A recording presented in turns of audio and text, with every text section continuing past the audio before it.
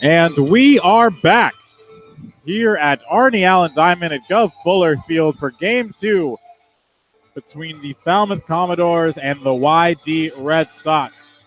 Hello, everybody, and welcome back to Falmouth, Massachusetts. It's a beautiful day for baseball. The skies are clear for once. Feels like we've barely been able to get a game in the last couple weeks, but here we are getting 2 in today. The sun is out.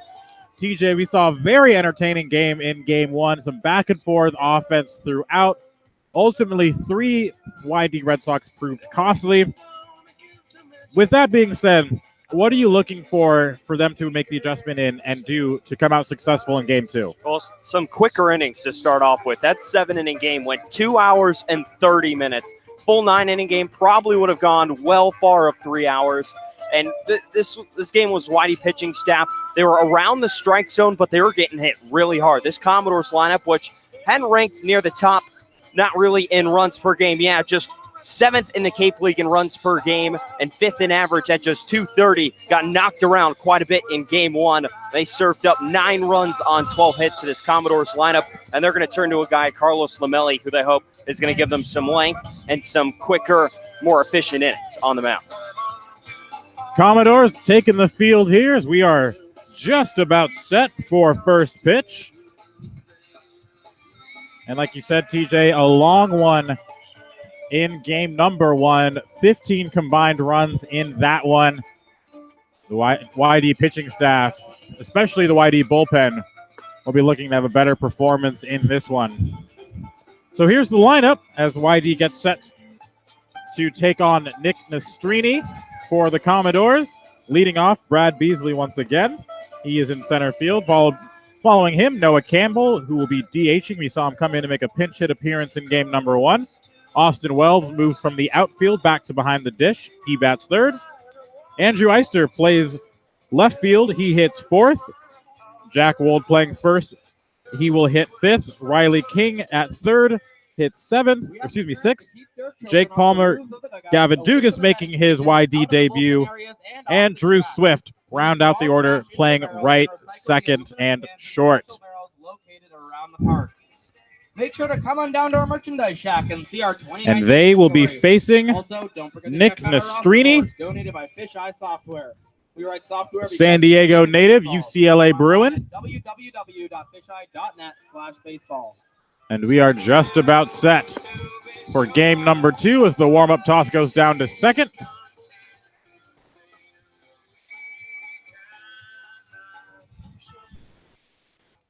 Leading up for the Red Sox, the center fielder from Cal Poly San Luis Obispo, number 5, Bradley Beasley.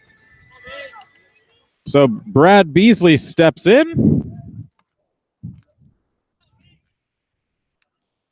A hush falls over the Gov Fuller Field crowd, and we are just about set for pitch number 1.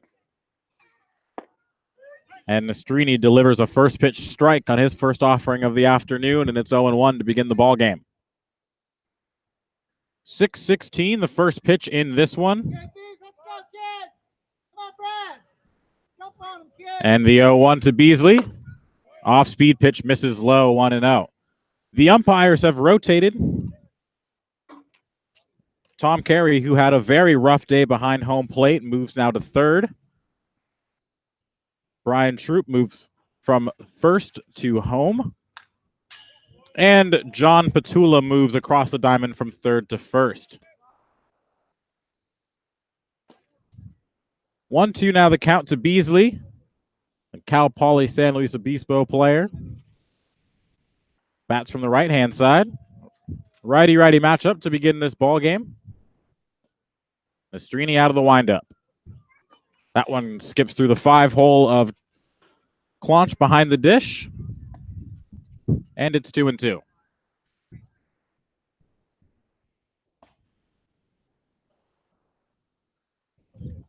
Two-two count here to begin this ball game. YD lost game 1 of today's doubleheader by a final score of 9-6. Swing and a miss from Beasley, and he goes down for the first out of the inning. Now batting, the designated hitter from the University of So that'll bring up Noah Campbell. Number 14, Noah Campbell. Had the one pinch hit at bat. Grounded out to first. He digs in from the left-hand side. Switch hitter, better from the left-hand side.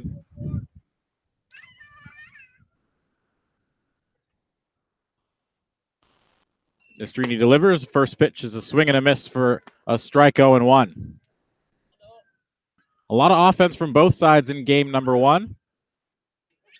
Some costly defensive errors ultimately cost the Red Sox. 3 unearned runs ultimately were the difference in the 9-6 ball game. The 0-1 skips 4 feet in front of home plate, and it's 1-1. On deck is Austin Wells, back behind the dish after playing a very good defensive game in left and right field. 1-1 offering to Campbell on its way. And that one also skips about 4 feet in front of home plate. There's some early control issues for Nastrini on the mound, as he's having a hard time finding the glove. Yeah, Nastrini dealt with injuries this year, had thoracic outlet syndrome that sidelined him for a good part of 2 months this spring at UCLA.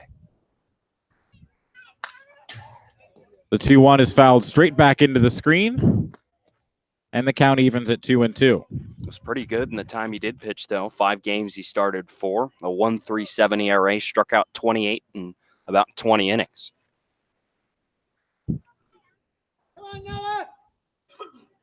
So a righty, a switch hitter, then a lefty at the top of this YD order today, as the 2-2 offering from Nastrini is on its way, and that one's sliced foul and out of play off the left-hand side, and it remains 2-2.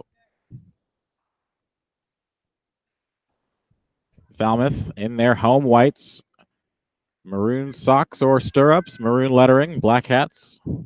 YD in their road reds with always the white pants and the red trim. 2-2. That one swung on it into right field, and that'll drop for a base hit. So Campbell, as we say so often, continues his hot start. That's a single, and the Red Sox have their first runner on in the first inning. Catcher from the a nice piece of hitting there from Noah Campbell. Gets that one off the end of the bat, but enough 16, lift on it to get it out Austin into the Wells. outfield for a 1-out base runner. Be really big for YD if they can strike first here. They fell behind early in game number 1. So already a better start for YD's offense in this one. They went quietly 1-2-3 as Chris Gonzalez shut them down in order in their half of the first inning in game number 1 as Austin Wells steps in. First pitch swinging, skies it right over our heads and foul, 0-1. Red Sox got their first base runner in the second on a Riley King single to lead off the inning. Noah Campbell takes his lead off first. Wells in the box, down 0-1. Good breaking ball spun in there for a called strike, and it's 0-2. Andrew Eister waits on deck. Hit a towering home run to center field in game number 1 that tied this one at 6. Wells looks at the fastball high, and it's 1-2.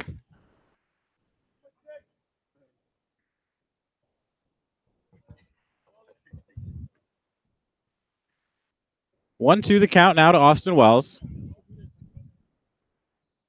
as he digs back in against Nastrini, working out of the stretch for the first time today. 1-2. Breaking ball, spins low. Austin Wells spits on it, and the count's even at 2. Wells came in today hitting .333 and stayed that way. He had a 1-for-3 day in game number 1. And from 0-2, he has worked the count full.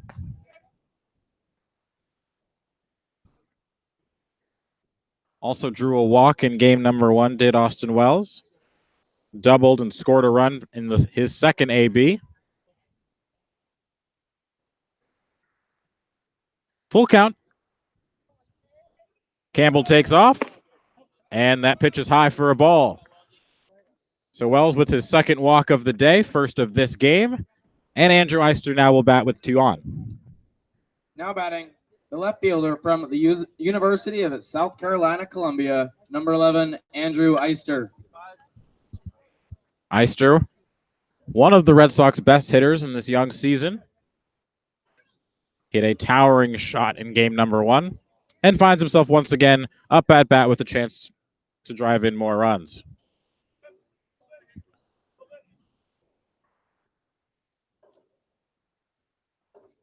Mr. checks on the runners, fires a breaking ball that misses high. 1-0.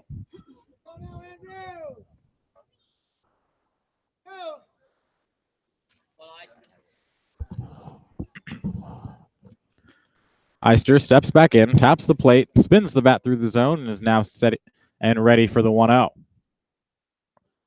Mr. Trek Campbell twice. That one's fouled right back into the screen. And the count evens at 1-1. This is the second home run of the year for Eister.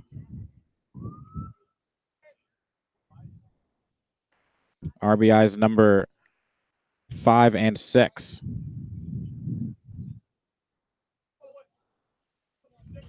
Eister open stance, South Carolina Gamecock. A good breaking ball from Nastrini, and it's 1-2. It's a big first run sitting out there on second base in Noah Campbell. As you all hear so often, players talking about flushing games. Be important for YD to get off to a quick start in this one and not have to work from behind as they did so often in game number 1. The 1-2. Big cut and a miss from Eister, and he's down swinging for the second out of the inning.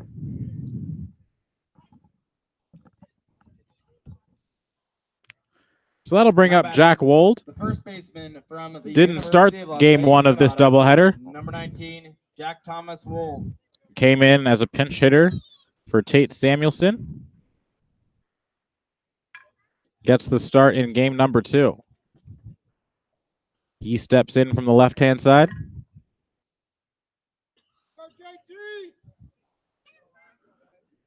And the first pitch to Wold is swung on and roped down the right field line, and that is a fair ball as it hits the chalk.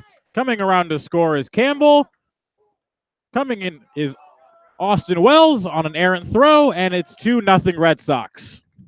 Well, that's the big base hit that Winey was looking for. Jack Wold goes up there hunting the first pitch, doesn't get all of it, gets it off the end of the bat a little bit, but he stays behind it just enough to keep it fair down that right field line, and with 2 outs, both the runners, Campbell and Wells, off running with the contact to the bat, and they both score easily. Heads up base running there for Austin Wells as he realized the throw kind of went to no one. It was just kind of rolling into the infield and was able to score easily. So now Riley King steps in. The first pitch is swung on and roped into right field, but will find the glove of Austin Maisel in left, and that ends the inning. The Falmouth Commodores, the Yarmouth Dennis. So the Red Sox get a crooked number here in inning number 1, a much better start than they had in game number 1. It's 2-0 Red Sox. Commodores coming up to take their first swings of the game. You're listening to Red Sox Baseball on the Cape Cod Baseball League Network.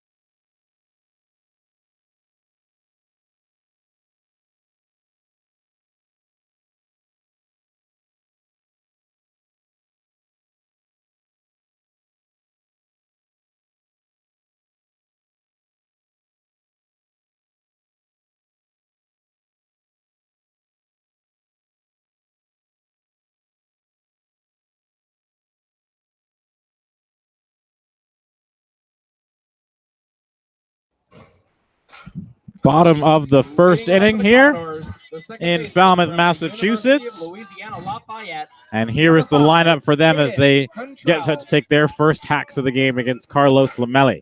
Hayden Cantrell, as he did in game 1, leads off and plays second base.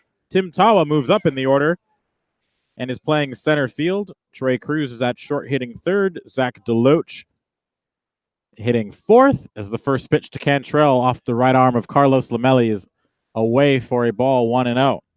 Following Deloach is Steven Moretto hitting 5 and playing third. Blake Dunn is DHing today and hitting 6th. Baron Radcliffe is playing first tonight as Cantrell skies one into center field and Beasley makes the play comfortably. And that's the first out of the inning. Now batting, the center fielder. Rounding from out the order Stanford is Troy University, Clonch, who is number behind the 17, dish once Tim again, and Tawa. Austin Maisel plays left and bats ninth. Tim Tawa now steps in. They're facing, excuse me, Carlos Lamelli, the St. Mary's product, making his second start for YD this summer. Lamelli made his first appearance starting the game that the Red Sox played at BC High in Boston against the Wareham Gatemen. In that game, went 5 innings, 6 hits, as that one is fouled back to the screen 1-1. 3 runs, they were all earned, didn't walk anybody, and struck out 5 in a good performance against the Gatemen. Lamelli working very quickly once again, comes set at the eyes, out of the windup. The sidearm release is chopped on the ground towards first. It's actually fielded at second, and it's a quick 4-1 put out. Now batting. So a good the play there from shortstop Dugas, Rice making the heads-up play, University, realizing that number Wold 2, was ranging Trey far to his Cruz. right. Instead, he crashes in and makes the throw over to Lamelli covering. Yeah, and good job by Lamelli recognizing the opportunity and getting off the mound into first base in plenty of time for one of the newest YD Red Sox, Gavin Dugas, to make the play at his second base position. First pitch down and in to Trey Cruz, who had a very good day for Falmouth in game number 1. A home run, single, few RBIs, a walk, scored 3 runs as well. All around great day for the Falmouth shortstop. 1-1 the count to Cruz as Lamelli once again gets set to deal. The slight hesitation in his windup, and that one is absolutely tattooed foul into the basketball court that's off behind the bleachers on the right field line, and it's 1-2.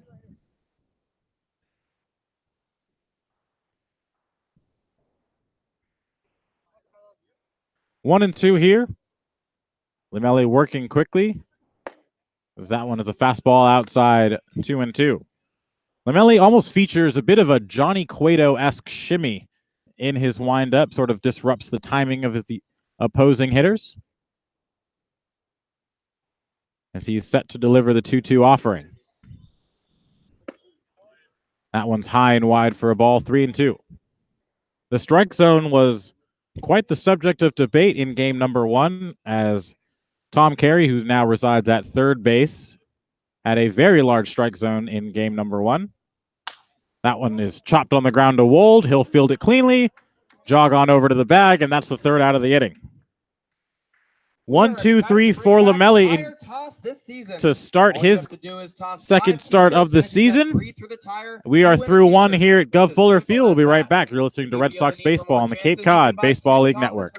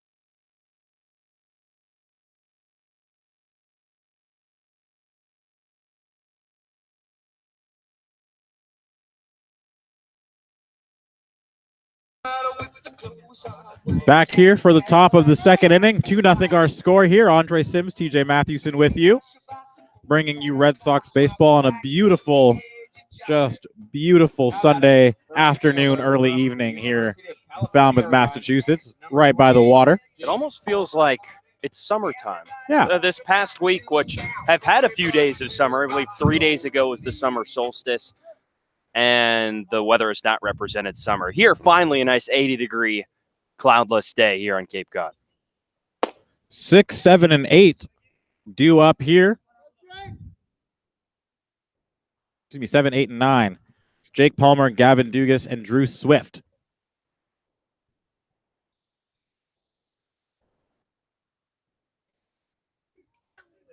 The 1-0 offering is down at the shins of Jake Palmer, and it's 2-0.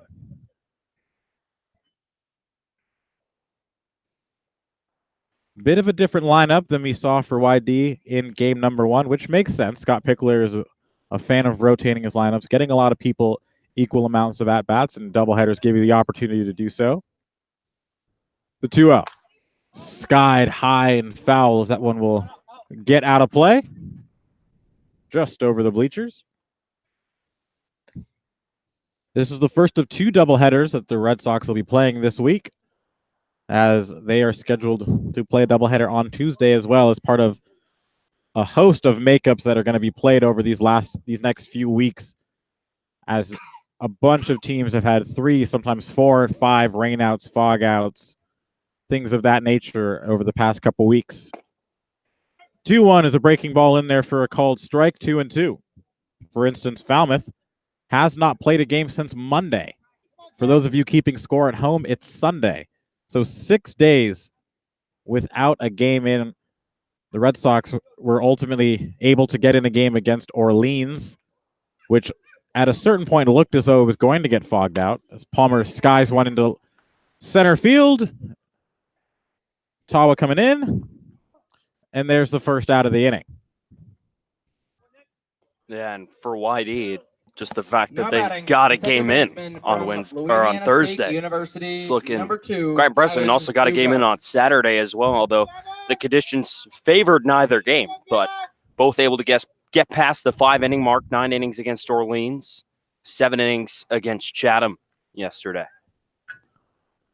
Gavin Dugas steps in for his first at-bat in a Red Sox uniform as he looks at a called strike 0-1. Dugas out of LSU, arrived recently.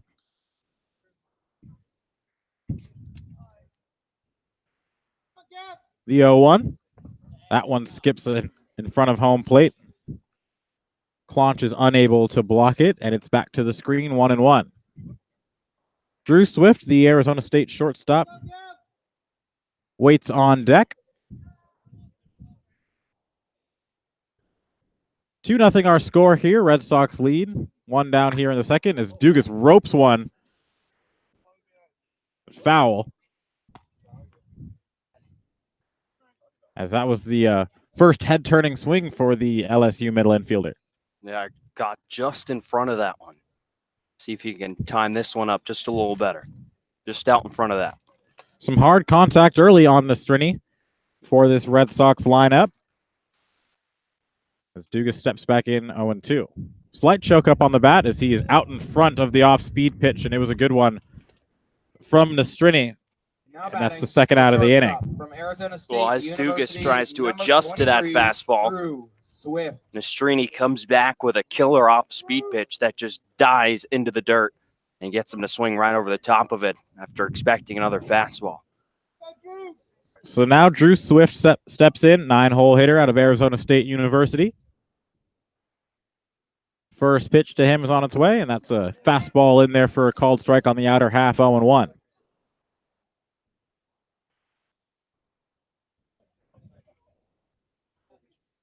Pac-12 matchup here with the UCLA Bruin Nastrini on the mound facing the Sun Devil Drew Swift.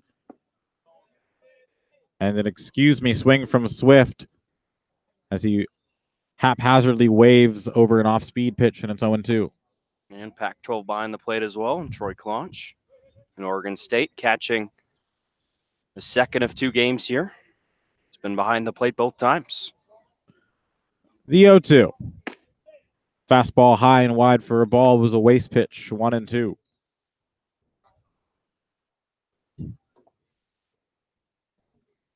Drew Swift this season, the Chandler, Arizona native, is at 222, but his on-base percentage is 417. So patient approach at the plate. The 1-2. And he spits on an off-speed pitch down low, 2-2.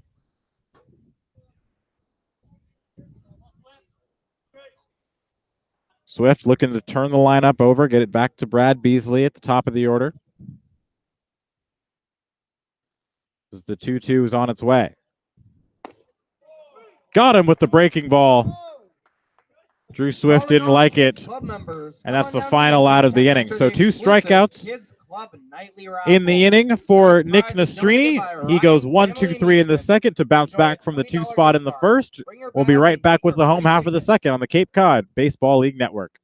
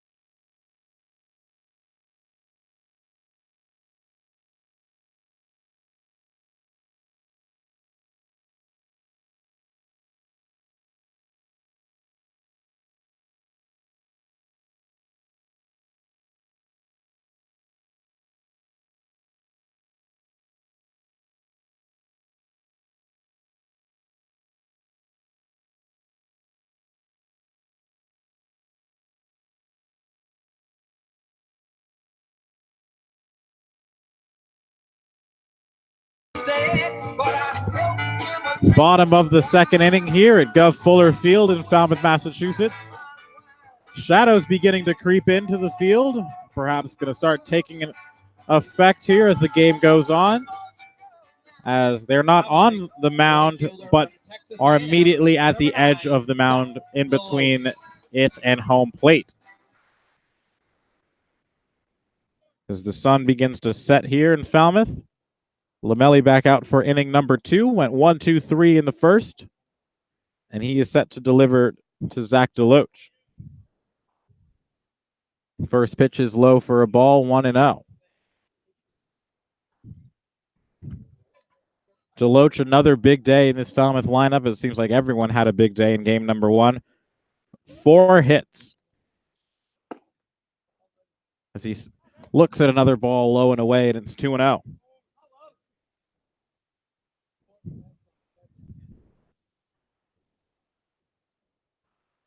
The 2-0 offering from Lamelli. It's a fastball in there for a called strike, 2-1.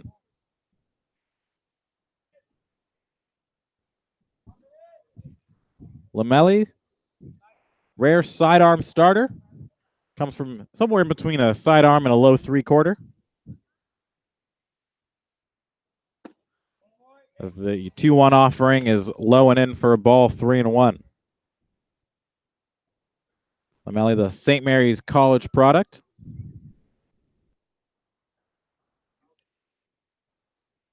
And the 3-1 is skied foul and out of play, and the count runs full. All 3 Commodore hitters made contact off Lamelli in inning number 1, as he's not a huge high-volume strikeout guy. He's definitely one to pitch to contact. And the full count offering is ripped towards second base. Dugas over to his right. The throw in time to get Deloach, and that's a good play from Gavin Dugas. Yeah, showing some good range going to his right. Throw looked a little high off his hand, but Jack Wold able to elevate his glove into the sky and snag that one out of the air for out number 1, and a pretty play from Dugas. 4-3 in your scorebook now, as Steven Moretto gets set to take his first at-bat of the day. Did not feature in game number 1, playing third here in game number 2. Lamelli's first offering to him is a big swing and a miss on a fastball, and it's 0-1. 4 straight retired by Lamelli to start this game. as the 0-1's on its way. That one skied high and deep to left field, pushing Eister back to the wall. And he makes the catch just in front of the left field fence. Now batting, the designated hitter. So there again, Western Michigan University. contact is the theme here for the Falmouth offense across both games thus far. The only difference is the contact was finding holes early in game number 1, finding gloves here in game number 2. And good range there from Eister. There for a second thought that the wind might push that one over the left field fence, but Eister able to have some room. First pitch to Blake Dunn is a bit wide for a ball, 1-0. Dunn DHing in this one as he awaits the second pitch, and it's a off-speed pitch in there for a called strike, 1-1. Dunn had 4 RBI in the first game. As the 1-1 is roped, and it's fielded on a slide by Drew Swift at short. And that'll end the inning. Drew Swift flashing the leather here in inning number 2. The Arizona State shortstop sure can pick him out there. We're through 2 full here at Gov Fuller Field. 2-0 our score. You're listening to Red Sox Baseball on the Cape Cod Baseball League Network.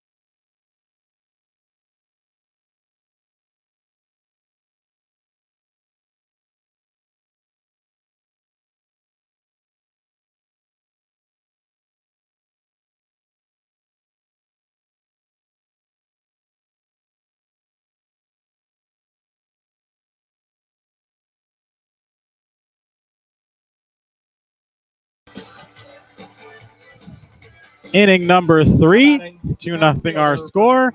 Andre Sims, TJ Mathewson with you. Top of the order here to start the 3rd inning for YD. Brad Beasley steps in. 0 for 1 on the day with a strikeout. Good breaking ball from Nastrini as he steals strike 1, 0-1. YD jumped out to a 2-0 lead in the 1st inning. Spotting Lamelli some early run support as the 0-1 pitch is looked at for a called strike, 0-2. Campbell waits on deck. Singleton scored a run in the 1st inning. The 0-2 is on its way to Beasley. And he was late on the breaking ball. And that's the 2nd strikeout of Beasley today. And the 1st out of the inning. The University of South Carolina, Columbia, number 14. So now Noah Campbell steps in.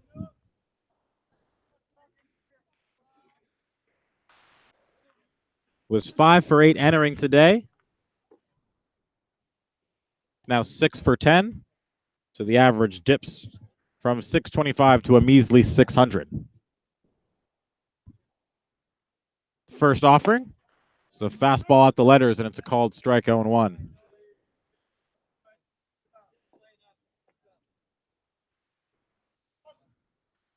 Campbell singled in the 1st inning and flares one off the end of his bat towards the YD bullpen, and it's 0-2.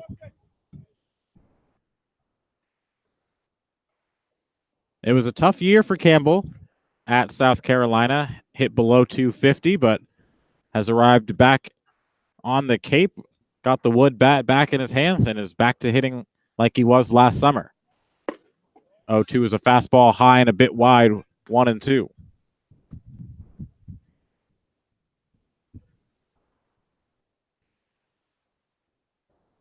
Nastrini working out for his third inning as Campbell flares one into the Bermuda Triangle, and that one's going to fall in for a base hit.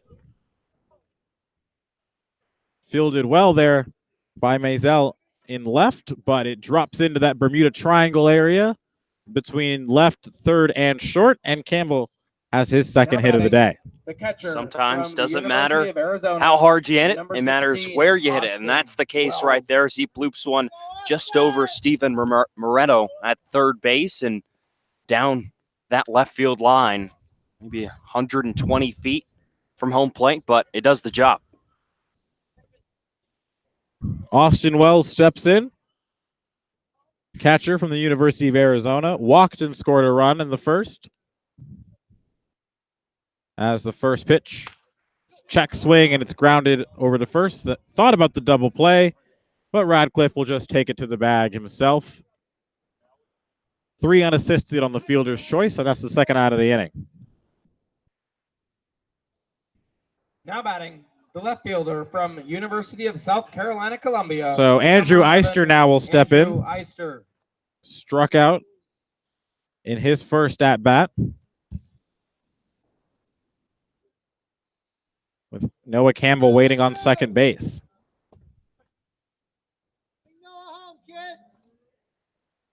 Eister out of South Carolina. Nastrini checks on Campbell at second and offers. And it's a breaking ball that drops low and outside for a ball 1-0. Neither middle infielder holding on Campbell at second base. He is free to get a large of a lead as he likes. Nastrini gets the side from Claunch behind the dish and delivers. And that one is again flared over the head of the shortstop. Campbell got a great read on it, and he will score easily on the play as it dropped into a similar area as Campbell's hit. And Andrew Eister has a bloop single and an RBI. Well, that's just some good 2-out base running from Noah Campbell. That ball in the air, but with 2 outs, you go on contact and don't stop running until the outs are quartered. That one finds some grass in left field, and Campbell, with good speed on the base paths, can motor all the way home from second base on another little dunk single. So now Jack Wold steps in, looks at a fastball wide. Andrew Eister collects another RBI today.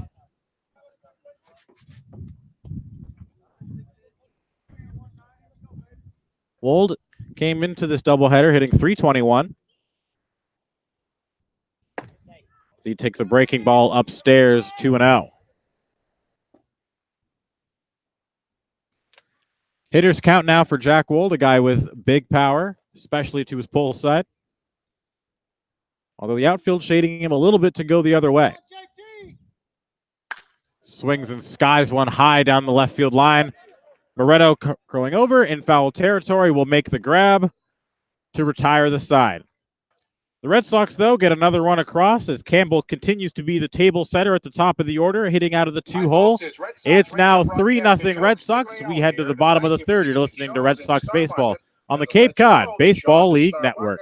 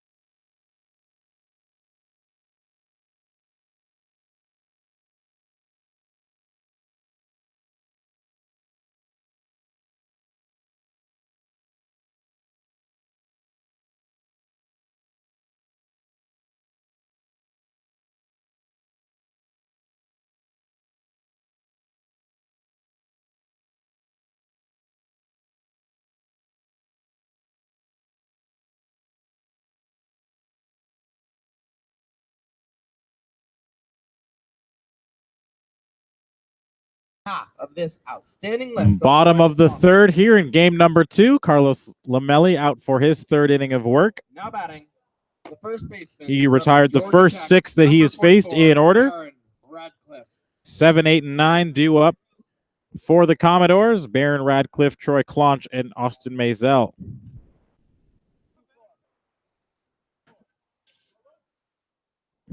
Radcliffe batting from the left side of Peachtree Corners, Georgia native, Georgia Tech. Yellow jacket is where he plays his college ball. And he looks at the first pitch of fastball in there for a called strike 0-1. Radcliffe playing first today. Did not feature in the first game as the 0-1 pitch is just a bit low for a ball, 1-1.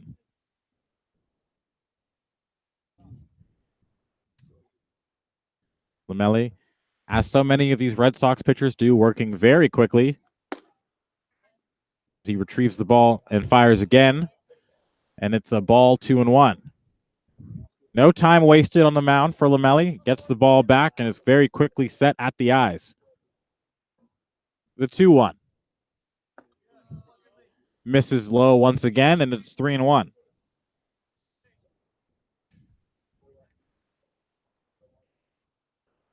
Radcliffe playing first base, wearing number 44. Swings at the 3-1 pitch, and that's down the right field line, and that's a base hit. Palmer will cut it off and hold Radcliffe to a single, and that's the first hit and the first base runner for the Commodores here in game number 2. Now batting, the catcher from Oregon State University, number 24. So Troy Clonch Clonch. now steps in. Caught all 7 innings in game number 1. Behind the dish again in game number 2. Was the one Commodore hitter to struggle in that one. Went 0 for 4 with the hat trick of strikeouts. Also grounded into a double play, which is exactly what Lamelli will be looking for here.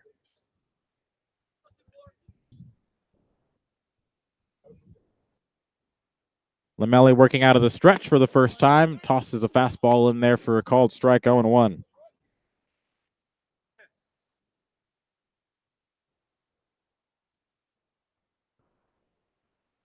Clonch very quickly back into the box.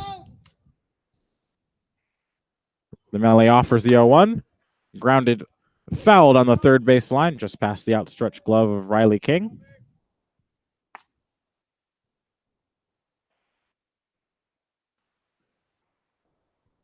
A lot of interchangeable parts on this Red Sox defense. We saw Riley King start game 1 of this doubleheader out in right field before moving to third, where he currently resides.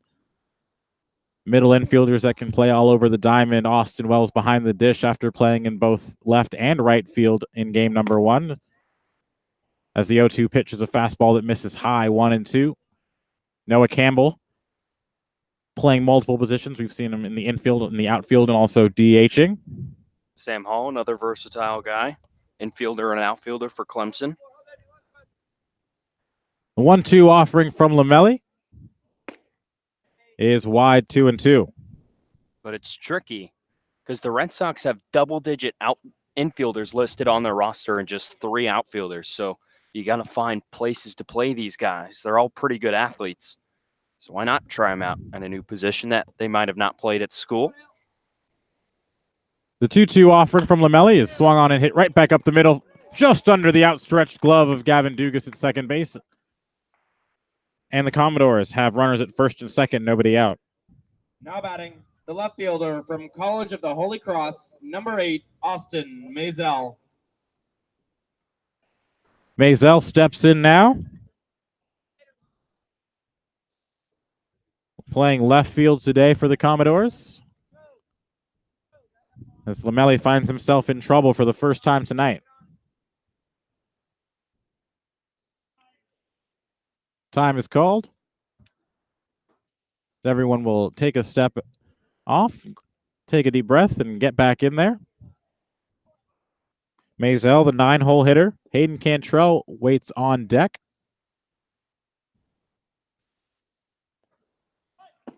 Maisel squares to bunt, but pulls it back as the off-speed pitch misses low, 1-0.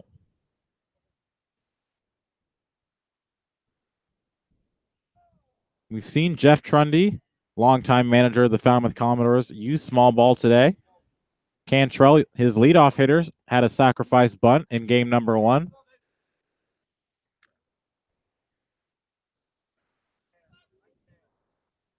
Drew Swift holding on the runner. The 1-0 is missed low once again, 2-0. 3-0 the score here. YD with 3 runs on 4 hits early in this one. Falmouth with their only 2 hits of the game here to start this inning. The 2-0. Flared up the middle. Drew Swift will make the catch for out number 1. There will be no chance to double either of the runners off. And now Lamelli can get out of the inning by rolling a double play. Back-to-back hitters with soft contact off Lamelli. Clonch was able to find a right spot up the middle where neither Drew Swift or Gavin Dugas could get to that ball, and I managed to squeak into center field for a base hit. But then we have another soft hit ball off the bat of Austin Maisel that ends up in the glove of Drew Swift. And out number 1, and now Lamelli, a ground ball away from getting out of this inning. So a big first out with runners on first and second as now Cantrell steps in. As the first pitch is a good off-speed offering, and it's 0-1. Cantrell out of the University of Louisiana Lafayette. Once again, batting leadoff and playing second base for the Commodores. The 0-1. Cantrell checks his swing and does an offer at the low fastball. It's 1-1. Infield at double play depth. Wold and King playing about even with the bag. And Swift and Dugas, the double play pair up the middle in game number 2. Lamelli offers. And that one's a bit wide, 2-1.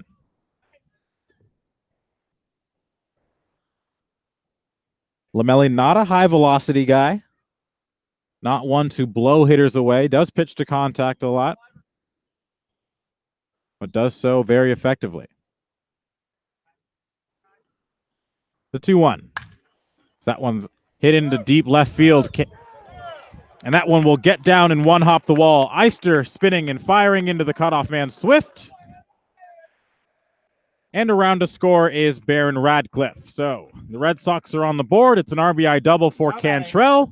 And the score is now 3-1. Number 17, Tim Tawa. Cantrell got a good piece of that one, hitting it over the head of Andrew Eister the other way, as that one took a hop off the wall. It didn't take nearly that much to get Radcliffe home, but he able to get home anyways and get the Commodores on the scoreboard here in the 3rd inning.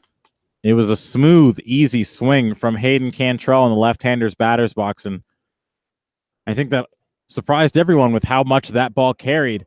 Didn't have a lot of force behind it in the swing, and it just kept carrying and carrying, and that just speaks to the talent of Cantrell. 2nd and 3rd now, as Tim Tawa, the center fielder, steps in and takes a called strike 0-1. Still only 1 down in the inning, as Falmouth looking to put up a crooked number in this one and get back into this ball game.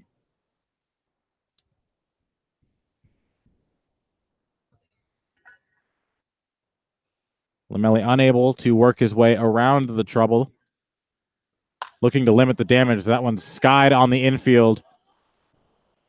Drew Swift calls Dugas off. And will squeeze it for the 2nd out of the inning. So not the at-bat you want if you're Tim Tawa, but a very productive out for Carlos Lamelli. Cruz. So Trey Cruz steps in. One of the bigger offensive threats in this Falmouth lineup. Hitting .364 coming into today's doubleheader.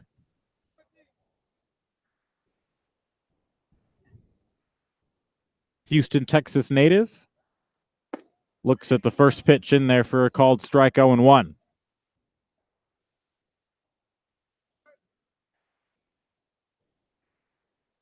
Lamelli out of the stretch still. Runners on 2nd and 3rd.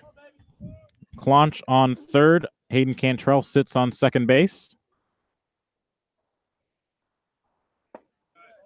The 0-1's taken low for a ball, 1-1. 3-1 now our score. We're through 2 2/3 innings. Lamelli looking to get out of the third with only the 1 run allowed.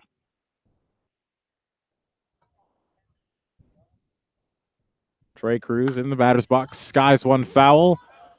That one's heading towards the bleachers. Hopefully everyone stayed safe over there. And it's 1-2. Lamelli now finds himself 1 strike away from limiting the damage to just the 1 run on the Cantrell RBI double. If he can put away Trey Cruz.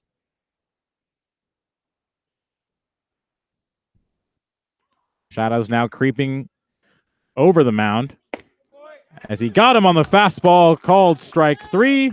Trey Cruz didn't like it, but it's not his decision, and that is the final out of the inning.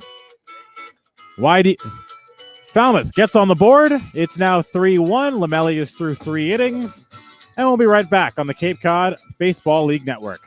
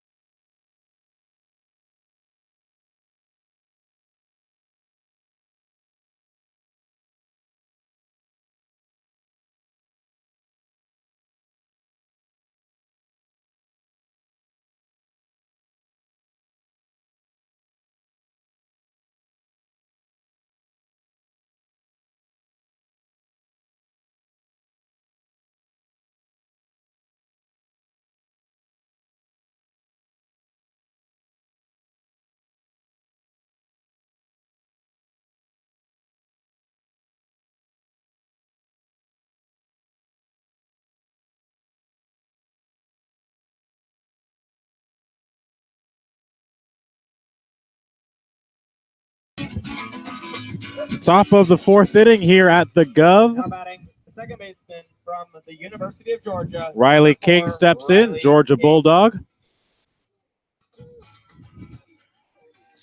Had some solid contact in his first at-bat of the day. Flying out to left field. He steps in lefty-righty matchup as the first pitch off the new pitcher, Justin Robleski, is swung on and missed for a strike, 0-1. Robleski, Clemson player, as that one is fielded on a hop by Cantrell at second base. He'll casually throw over to first, and that's the first out of the inning. Now batting, the right fielder from the University of California, Irvine, number 28. So now Jake Palmer will step in. Batting from the left side, flew out to center field in his first at-bat of the game. Playing right field tonight for YD. As Robleski comes set at the eyes, delivers out of the windup. That one sliced the other way towards the bullpen. And it's 0-1. Robleski from Canton, Georgia. Plays for the Clemson Tigers. And he delivers the 0-1. That one's high for a ball, 1-1.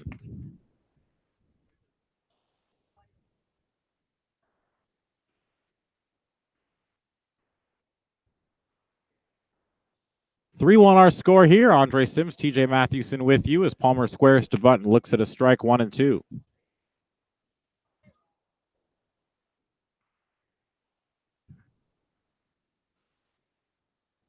Just 13 innings pitched for Clemson this season for Wrobleski, had an ERA north of 10. As the 1-2 was left alone for a ball, 2-2. Drafted in the 36th round in 2018 by the Mariners. Athletic family. As he's set to deliver the 2-2. That one's foul tipped off the chest protector of Clouch behind home plate. Count holds at 2-2. Wrobleski gets a new baseball.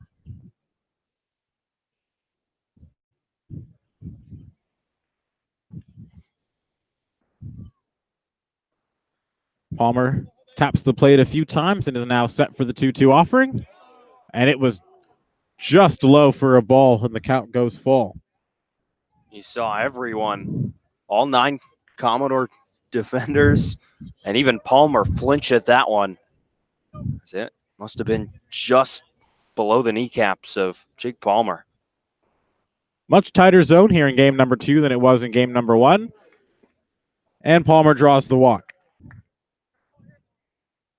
Now batting, the second baseman from Louisiana State University, number 2, Gavin So for the Dugas. The third time out of the 4 innings, the Red Sox have a runner on. And Gavin Dugas now steps in, struck out in his first at-bat.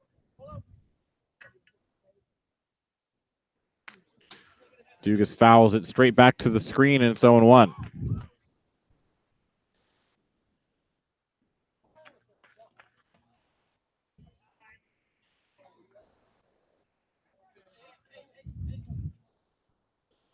A little bit of confusion as the ball, I think, got stuck in the fence behind home plate, and then the scout poked it out. Time was called so the ball boy could retrieve it. Palmer takes his lead off first.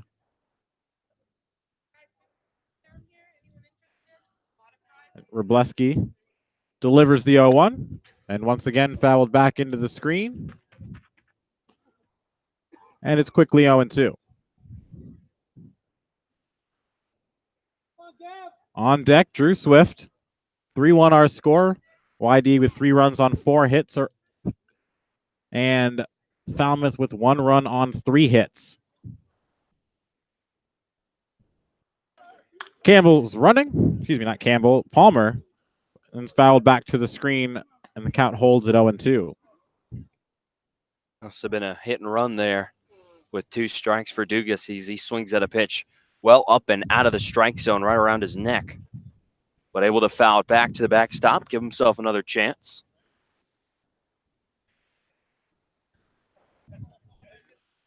Dugas shortens up, choking up about an inch on the bat. Wrobleski checks first. Palmer's going again, throws in the dirt, and it skips all the way into center field, and Palmer's going to advance 90 feet. Here's the throw. It's a good one, and they got him. Tim Tawa with the outfield assist as the ball got through. Clonch short-hopped Hayden Cantrell at second base. He was unable to make the scoop. Palmer with 0 hesitation had tried for third, and it was a great throw from Tim Tawa. One-hopping Steven Moretto, excuse me. And they recorded the second out of the inning, and the base runner is erased. You like to see the aggressiveness there from Jake Palmer. No hesitation as soon as he popped up from his slide at second base. And if you want to make it to third, you can't really hesitate. But just too well played by Tim Tawa in center field. Made a strong throw to Moretto at third. So now 2-2 is the count as that ball misses inside. Gavin Dugas finds himself in a battle. 2 outs now in the inning and nobody on as the base runner is erased, and Dugas swings it over the top of a breaking ball. And that's the third out of the inning. Cape Cod Coca-Cola. So Wrobleski works around the walk. And in an unorthodox way, the Red Sox go 1-2-3. We head to the bottom of the fourth inning, 3-1 our score. You're listening to Red Sox Baseball on the Cape Cod Baseball League Network.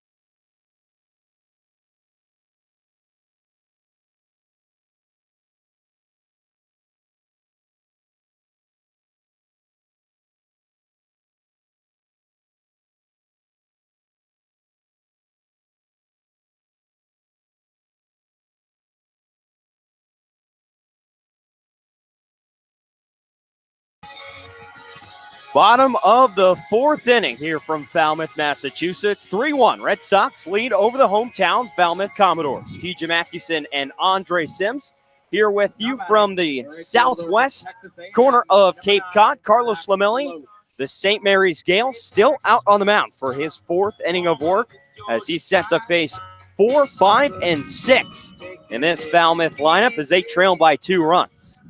The Commodores took game 1 against the Red Sox earlier today, 9-6 in 7 innings here at Gov Fuller Field. First pitch off speed on the way to Zach DeLoach. Texas A&M Aggie watches one for ball 1. Yeah, strike. Lamelli out of the windup. Fires home the 0-1. Swing, fly ball, shallow left field. In comes Andrew Eister. He's got a beat on it, and he'll settle underneath it to make the catch for out number 1. So here's now batting Steven Moretto. From Cal State Sacramento. Moretto flew out to Eister back in the second inning. He's 0 for 1. Didn't play in the first game between these two. Lamelli has allowed 3 hits so far, giving up 1 run. His defense has been spotless behind him after 3 errors in game 1. Lamelli, a little hesitation out of the windup. First pitch, cut and a miss from Moretto for strike 1. Blake Dunn, the designated hitter, waits on deck. Scheduled to bat third in this inning. Lamelli winds, 0-1. Fastball right down Main Street for strike 2. It's 0-2. The shadows are crept down onto the field here at Gov Fuller Field. Covering parts of the third base sign and in front of home plate. 0-2. Swing and a drop, third strike by Austin Wells. So retrieve it towards the Commodore dugout, fire down to first base. Jack Wold is there to record the out. A strikeout for Carlos Lamelli, his second on the ball game, and a quick 2 up and 2 down for the St. Mary's product, and that will bring up Blake Dunn, the designated hitter. Yeah, Lamelli has pitched well. He knows his strengths. He knows what he wants to do. He pitches to contact, and it's been a lot of soft contact. He's been able to keep these Falmouth Commodore hitters off balance. No one's really squared him up, save for the double from Cantrell. And he's pitched well. First pitch from Lamelli to Dunn, on right at the knees, down the middle for strike 1. Well, both Whitey pitchers today pitching to contact more or less. Boyd Vanderkoy not as much success as Lamelli fires the 0-1 right down there for strike 2, and it's quickly 0-2. Vanderkoy just 4+ innings today, 8 hits, 7 runs, 4 of them were earned. Lamelli has only allowed a run. Here through 3 2/3. The 0-2 is fouled straight back, and the count will remain at no balls and 2 strikes. Lamelli started a week ago last Wednesday in Boston at BC High against the Wareham Gatemen. Went 5 innings, allowed 3 runs on 6 hits. Peering over the glove, out of the windup, his 0-2 on the way. Down and in the dirt, blocked by Wells. As he scoots off to his right, gets it back to Lamelli. It's 1 ball and 2 strikes. Red Sox got on the board in the first inning with 2 quick runs. Then the teams traded a run apiece in the third inning. 1-2 pitch. Strike 3 called on the inside corner. Wells dropped it. He'll apply the tag to Blake Dunn, who strikes out looking to end the fourth inning. Back-to-back strikeouts for Carlos Lamelli as he's through 4, allowing just 1 run. We'll head to the 5th, hear from Gov Fuller Field, 3-1. Red Sox lead over the Commodores here on the Cape Cod Baseball League Network.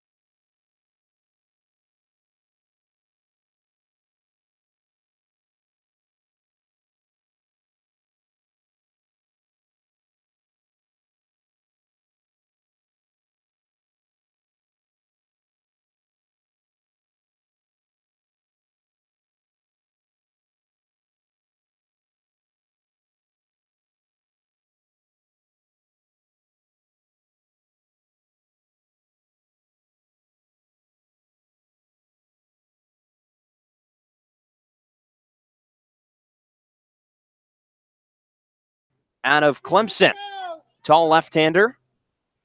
Out of the windup, fires home the first pitch to Swift, who watches a pitch.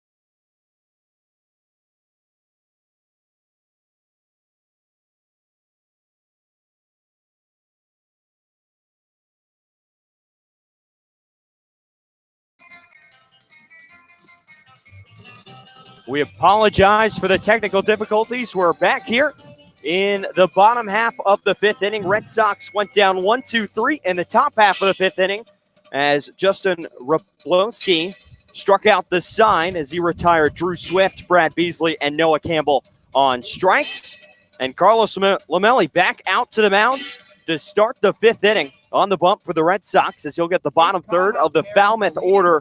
Baron Radcliffe, Troy Claunch, and Austin Mazel as he looks to get through 5 innings, allowing just a run on 3 hits.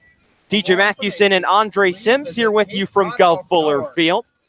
Game 2 of this Sunday doubleheader, the second doubleheader of the season for the Red Sox, but not their last. They get a doubleheader at home against the Harwich Mariners on Tuesday. Now batting. So Baron Radcliffe Georgia Tech, number 44, will step to the plate Radcliffe. for the first time. He had a single, came around to score the only run back in the 3rd inning on an RBI single from Hayden Cantrell. He bats from the left side as Lamelli, the righty out of St. Mary's, fires home the first pitch, off speed, right at the knees for strike 1. It's 0-1.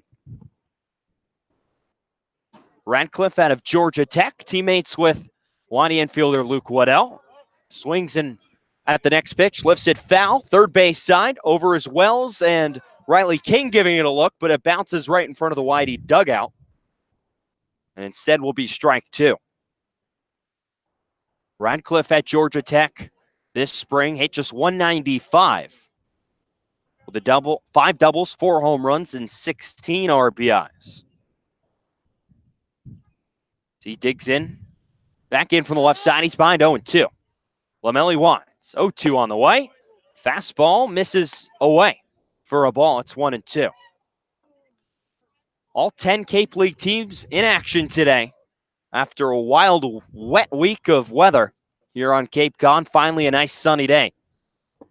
The 1-2 misses down and inside. Wells tries to go after that one for a ball, and Wells stays down. He bounces back up to get that ball, and the count will go to 2 balls and 2 strikes. Pick out to check on Wells. Looks like he's going to be all right. Stayed down for about 5 seconds, and then popped right back up, and the count will be even at 2 balls and 2 strikes.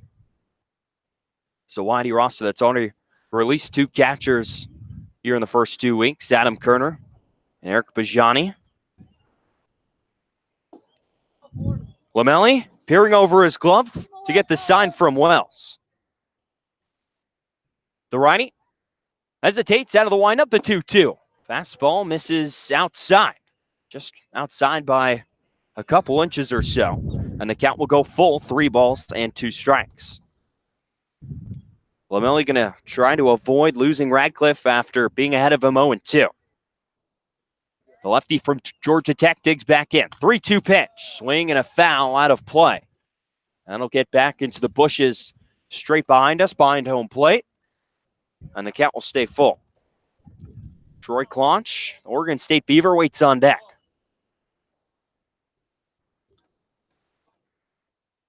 Lamelli nods his head yes. Winds, fires home the 3-2. Swing and another foul. This one out of play on the third base side. Riley King will give it a look, but that's well out of play. And the count stays full. Katuitt sweeping Brewster at Lowell Park. And their 2 games today. Falmouth, of course, taking game 1 here against the Red Sox, 9-6. 3-2 from Lamelli. Misses down and in, ball 4. So after working ahead 0-2, Lamelli can't put away Baron Radcliffe, and the leadoff base runner is on for the Commodores here in the 5th inning. Harwich Mariners took game 1 against the Hyannis Harborhawks at McKeon Park, 7-2. But the Harborhawks still in search of their first win of the season, up 7-1 in the top of the 5th inning at McKeon. The Firebirds swept Wareham 1-0 in each game at Eldridge Park in Orleans as Claunch swings at the first pitch, dribbles it towards third base. Riley King throws to second for 1, return throw to first high, and it gets away from Jack Wolt. Claunch will stay put at first base as Wold retrieves the baseball before it gets out of play. A bit of a wild throw from Gavin Dugas at second base. Now batting. It'll end up just being a fielder's choice. Number 8. The Red Sox Austin getting an out, Maisel. and the 9-man Austin Maisel will come to the plate. So fielder's choice 5-4. Still a runner on first base with just one out. And Maisel, who's 0 for 1 today, will step to the plate. The Chatham Anglers took game 1 against the Bourne Braves, 8-2. That game, first pitch was scheduled for 7 o'clock as the first pitch is dribbled up the first base line. Wold fields it, but it's in foul territory, about a foot or so inside the chalk, and it's 0-1. So plenty of action today in the Cape. Red Sox, for what originally was supposed to be a scheduled off day tomorrow, will head to Bourne and make up a game they got postponed back in the first week of the season at Dorn Park. Lamelli out of the stretch, sets. Here's the 0-1. Swing and a fly ball lifting foul out of play on the third base side. And the count goes to 0-2. If Lamelli can get a double play ball here, he'll avoid having to face the top of this Commodores lineup with runners on base. Be big if Red Sox could get a win here in game 2 and split this doubleheader. Lamelli sets 0-2. Swing and a fly ball, shallow left center field. In comes Eister on the run. It drops in front of him. It'll be a base hit for Austin Maisel. Just a little flare out into left field. That drops about 5 feet in front of Andrew Eister. Now batting. So 2 on, and the top of the Commodores lineup set to come to the plate, starting with the leadoff man, the second baseman, Hayden Cantrell out of Louisiana Lafayette. Cantrell, 1 for 2 today, an RBI single in the third. It's the only run of the game so far for the Commodores. Lamelli sets in the stretch, peeks back at Claunch at second. First pitch, misses outside, a fastball there, and it's 1-0. Cantrell, a returner from last season with Falmouth.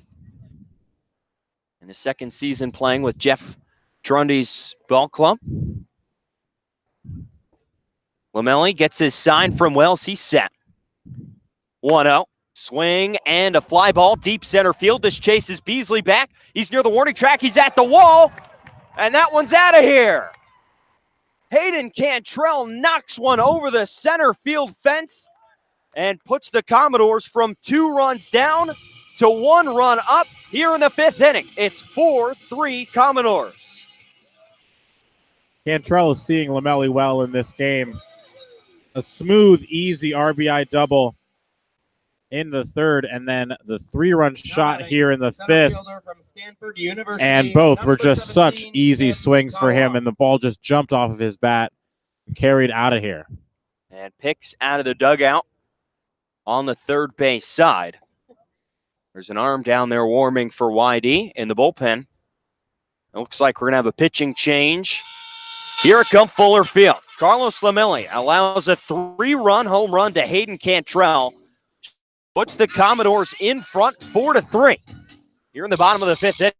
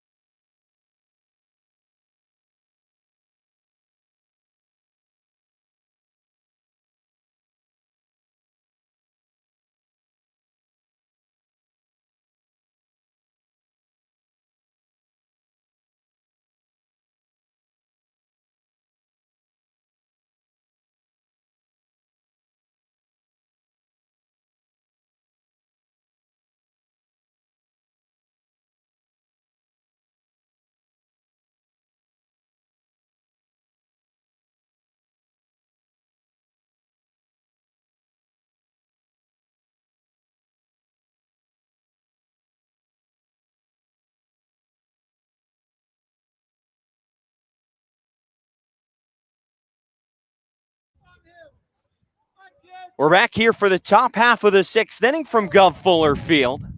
There's some technical difficulties in the bottom of the fifth. We're back here on air. Austin Wells, Andrew Eister, Jack Walt set to come to the plate as Wells watches ball one, a off-speed pitch miss in the dirt from the new pitcher on the mound for the Commodores, Robert Ahlstrom out of the University of Oregon. Another pitch misses outside, a fastball down and out of the zone. It's 2-0. Ahlstrom with the Ducks this season, a 3.93 ERA and a 5-7 record in 73 1/3 innings. As the 2-0 is skied out of play along the third base side, and the count will go to 2-1 strike. Chase Smith came in to pitch after Carlos Lamelli gave up the 3-run home run to Hayden Cantrell and retired the final two batters in that bottom of the fifth. 2-1, catches the outside corner for a strike, and the count evens up at 2 strikes. Ahlstrom rocking the maroon high stirrup socks for Falmouth tonight. He winds the 2-2. Curveball misses off the plate. And the count will go full, 3 strikes. Stands at 6'2", 166 pounds. Just finished his sophomore season with the Ducks. Winds 3-2. Fastball, strike 3 called at the knees on the outside corner. Wells tossed his bat aside as he thought it was ball 4, but instead just going to have to walk back to the dugout for strike 3. Strikeout number 1 for Robert Ahlstrom out of the bullpen for Falmouth. And that'll bring up Andrew Eister for his third at-bat of the ballgame. Eister struck out swinging and had an RBI single back in the third. Already has homered today. He homered in the first game today, a 430-foot shot to straightaway center. First pitch to him, fastball misses down and in for ball 1. It's 1-0. And with one swing of the bat, the Red Sox could tie this game up at 4. So they trail this one 4-3 here in the top of the sixth inning. They just have 5 outs left to avoid getting swept here on the road in Falmouth. 1-0. Swing and a foul right at home plate off the glove of Troy Claunch. And the count will go to 1 strike. These two split the series last year. The Red Sox were undefeated here at Gov Fuller Field, while the Commodores took both games in Yarmouth back at Red Wilson Field. Eister digs back in, open stance from the right side. Ahlstrom gets his side. The lefty out of the windup, the 1-1. Off-speed pitch, catches the strike zone at the knees, and Eister's behind 1 strikes. Eister, double-digit home runs this season with South Carolina, along with being the leading hitter. Wind is gusting around a little bit here at Gov Fuller after it was quite peaceful earlier. As the sun has gone down, the wind has picked up. 1-2 on the way from Ahlstrom. Swing and a foul straight back into the backstop. And the count will stay at 1-2. It's a nice 80-degree day here in the southern part of Cape Cod. There's some wacky weather this week. We're finally having some nice, peaceful, sunny weather. It's around in the mid-70s. Here's the 1-2 from Ahlstrom. Off speed, down and in the dirt. Eister takes, and that'll even up the count at 2 strikes. Tate Samuelson has stepped into the on-deck circle as he'd bat for Jack Wolt.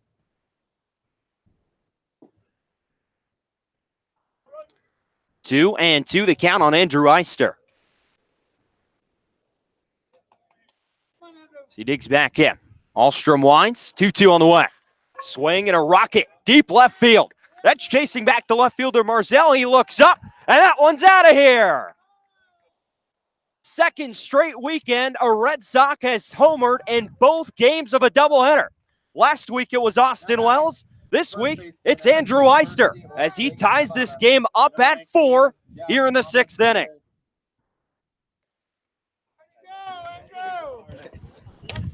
Eister gets a 2-2 pitch right at the knees. And that one up into the air. into left field, for the YD Red Sox. and it's gone. Junior out of Cal Poly San Luis Obispo. So Number Tate 35, Samuelson Tate will Samuelson. bat in the spot of Jack Wold. And this game all tied up at 4. As there's a meeting on the mound for the Commodores, a new arm jogging in from the bullpen. So we'll step aside here from Gov Fuller Field. Red Sox tied up on a solo home run from Andrew Eister here in the top of the 6th inning. We'll step aside and be right back here from Falmouth.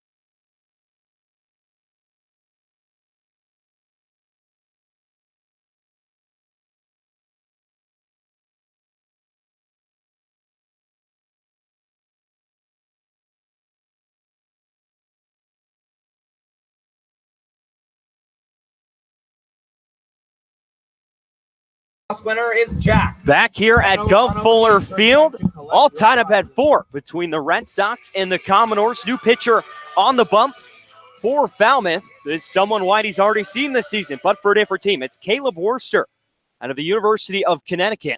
They saw him back when the Red Sox and Wareham Gateman squared off at BC High, where Worster tossed an inning out of the bullpen. So the lefty sets. It's Tate Samuelson who will bat in the spot of Jack Wold. The first pitch will miss low for a ball. Worster in that, an inning, allowed 2 hits. A run, it was earned, didn't walk or strike anyone out. So Samuelson out of Cal Poly, right-handed hitting first baseman. Here's the 1-0. Swinging a ground ball out to short. Cruz goes over to his left, but he can't get to it. It squirts into center field for a base hit. Back-to-back base hits for the Red Sox as Samuelson will reach over at first base. And that will bring up the third baseman, Riley King. King today was 2 for 4 in the first game. 0 for 2 so far in the second. First game saw 15 combined runs between these two. The second one, here in the top of the 6th, we got 8 combined runs. So here's King out of the University of Georgia. Worster kicks, first pitch. This is off the plate, an off-speed pitch. For ball 1, it's 1-0. How about Andrew Eister today? Had a 2-run home run, and he smacked 430 feet over the center field fence in game 1, and then knocks a game-tying shot as Worster throws over to first. The ball gets away from the first baseman Radcliffe and down the right field line. Samuelson will get to second. He's not stopping there. He turns the pillow and will coast into third base. A 2-base error as Worster throws it up the first base line, and the Red Sox are 90 feet away from taking the lead here in the 6th inning.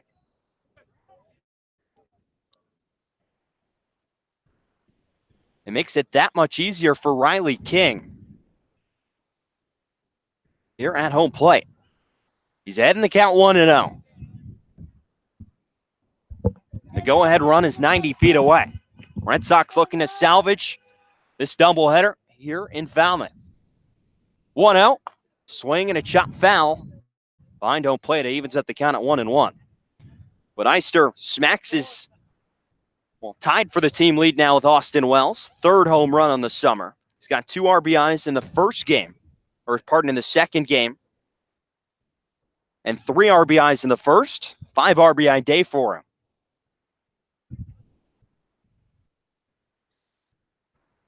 Worcester taking a while on the bump as he steps off.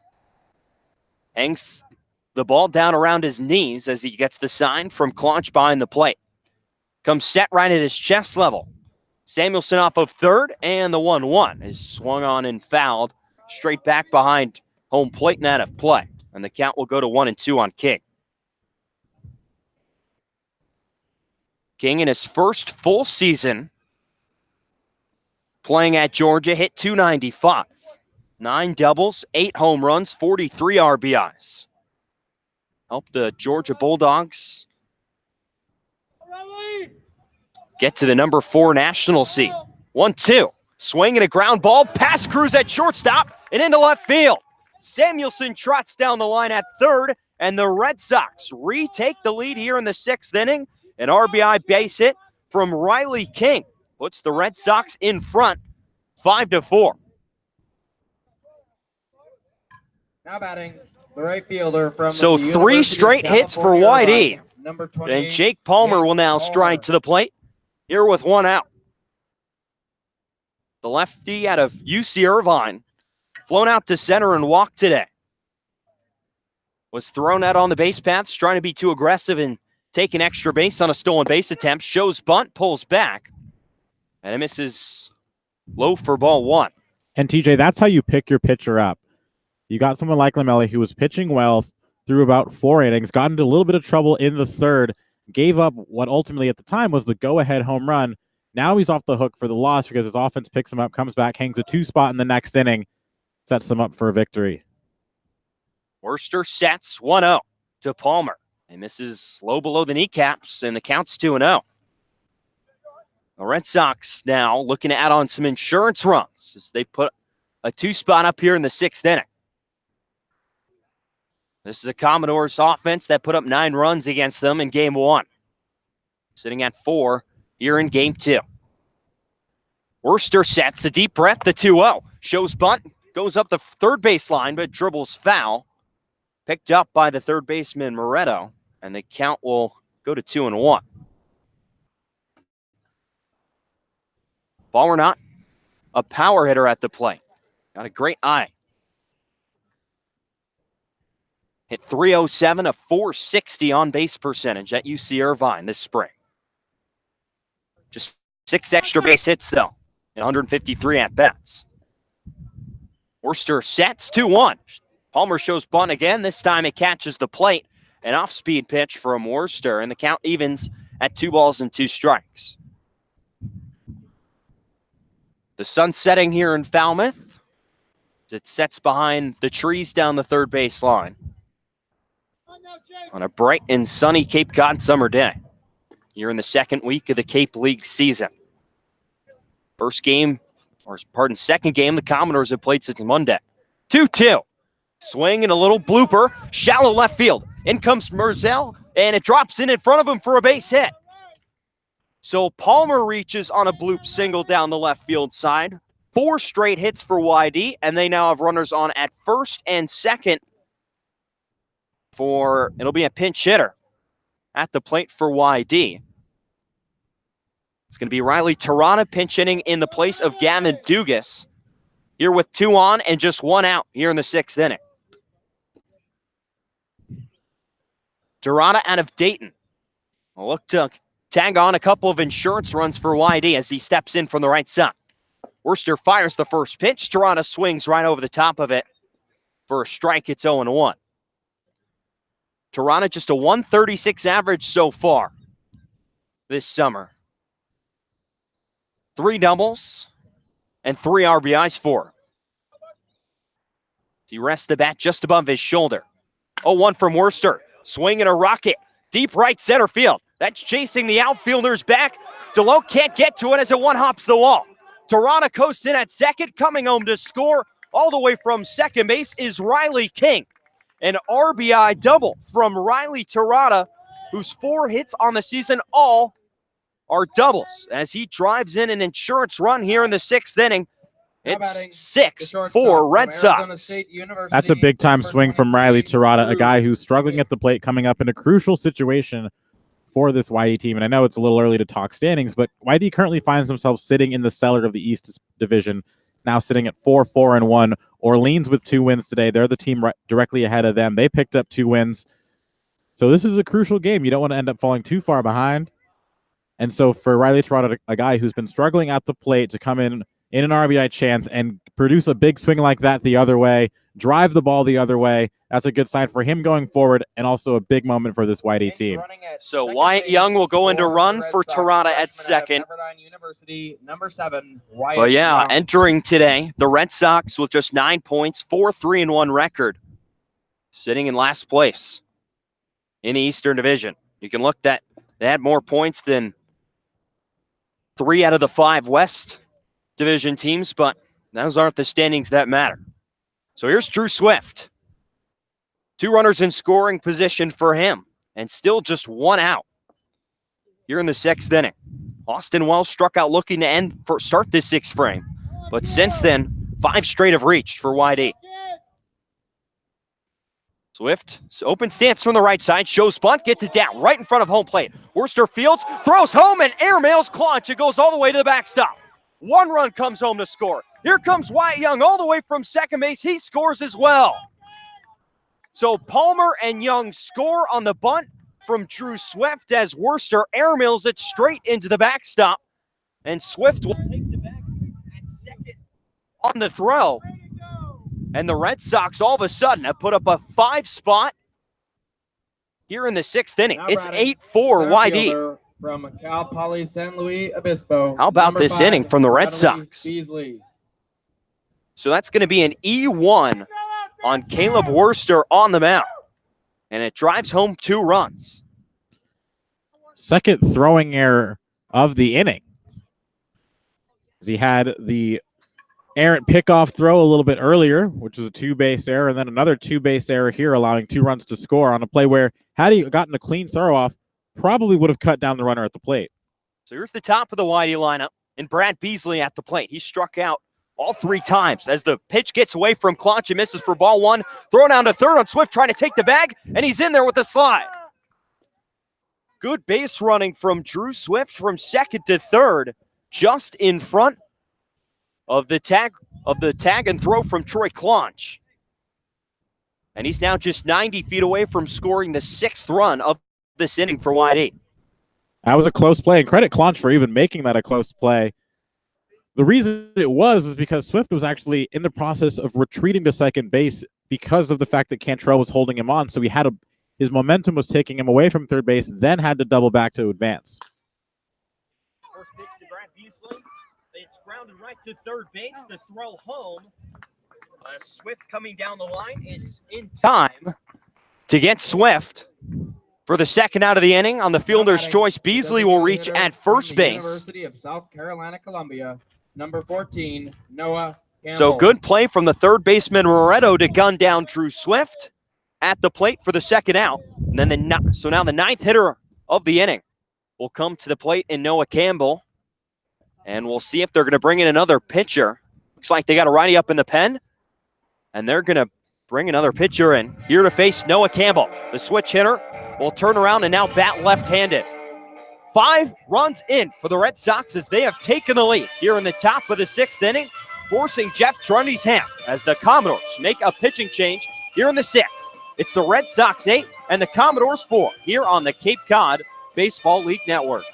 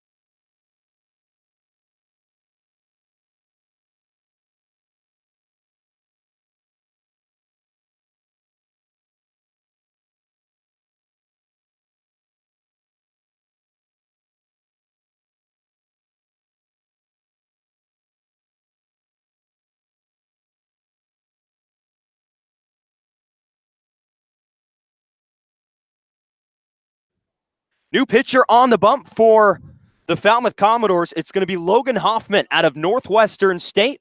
We'll get to face Noah Campbell. We'll turn around and bat left-handed. First pitch, swinging a line drive at second base. Stabbed by Cantrell. Shovels to the back at second. And it's going to be in time to get Brad Beasley diving into that second base bag for out number 3. So Campbell goes up there, swings at the first pitch, and grounds into a fielder's choice to end the inning and get the Commodores out of a jam here in the 6th inning. What's the bottom of the 6th? Here from Gulf Fuller Field, it's the Red Sox 8 and the Commodores 4 here on the Cape Cod Baseball League Network.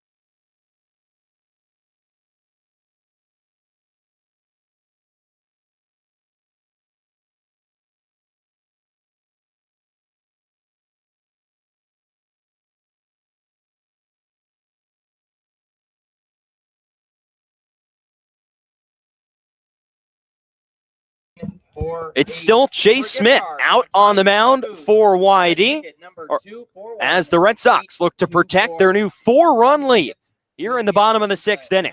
It'll be 4, 5, and 6 set to come to the plate for Jeff Trundy's ball club, starting with Zach DeLoke, the right fielder, batting cleanup today. So DeLoke digs in from the left side. Smith out of pit. Fires the first pitch. It's swung on, chopped towards first base. Tate Samuelson will take it to the bag himself. And on the first pitch, DeLoke is retired on the 3 unassisted. We'll bring up the third baseman, Steven Moretto. Now batting, the third baseman from Cal State Sacramento, number 31. Moretto Steven today, Moretto. 0 for 2. A fly out to left and a strikeout swinging out of Sacramento State. Hit .216 this past spring. 11 doubles, 9 home runs. As he awaits the first pitch from Smith, way outside. As Wells saves it there, and the count's 1-0. Smith, not your typical delivery. A side armor. Not going to blow you away with the velocity, but changes speeds quite well. He sets at the belt. The 1-0. Swinging a rocket right at third base. A bobble, and King Fields throws to first base. It looked like he snagged that one out of the air, but he throws to first base anyway and retires Moretto for out number 2. Certainly made it adventurous over there at the hot corner, but he did indeed catch it on the fly. Completed the throw anyway, because you can never be too careful. You really can't. You really cannot with some of the calls we've seen here today. This is very true. So with 2 outs, a quick 2 outs that is, Blake Dunn will step to the plate. He had quite the game 1. He drove in 4 runs, was 2 for 2. The first pitch misses away for ball 1. But in game number 2, he's 0 for 2 with a pop out to short and a strikeout looking. Smith sets and now will step off and go through the signs again with Austin Wells. Red Sox lead 8-4 here in the bottom of the 6th. 1-0, misses outside, and the count's 2-0. Smith just finished up his sophomore season at Pitt. Had a 2.72 ERA and 33 appearances. 2-0 is chopped foul right behind the plate. And the count will go to 2 balls and a strike. He led Pitt with 33 appearances out of the bullpen and 5 saves. 59 2/3 innings. He struck out 55. The righty sets right above the belt. Here's the 2-1. Swing and a chop foul over the fence into the bushes down the third base side. And the count will even at 2 balls and 2 strikes. Was named to the National Collegiate Baseball Writers Association Stopper of the Year preseason watch list after a stellar freshman season where he had a 3.16 ERA. Allowed batters to hit only 191 against him there in 2018. It's the 2-2. Off speed, misses low, couldn't get done to chase, and the count will go full 3-2. Red Sox looking for their 5th win of the season as they sit at 4-4-1 in the second weekend of the Cape League season. 3-2, swing and a miss for strike 3. Smith able to get done to go swinging over the top of an off-speed pitch on the outside edge, and he retires the Falmouth Commodores in order in the 6th inning. We'll head to the 7th here from Gov Fuller Field. Red Sox leading the Commodores 8-4 here on the Cape Cod Baseball League Network.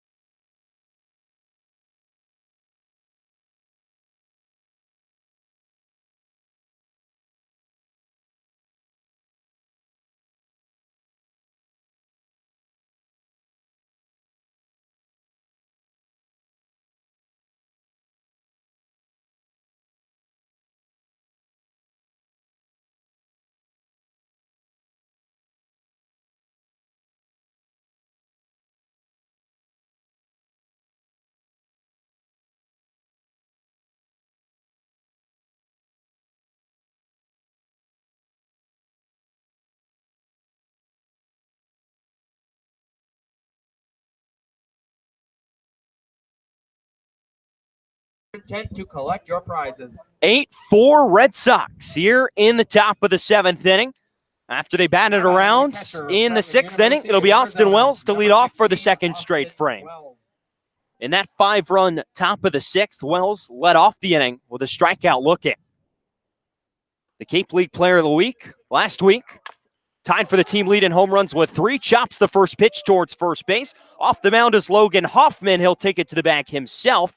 On the first pitch, Austin Wells grounds into a putout to the pitcher, Logan Hoffman, who came in relief of Caleb Worster.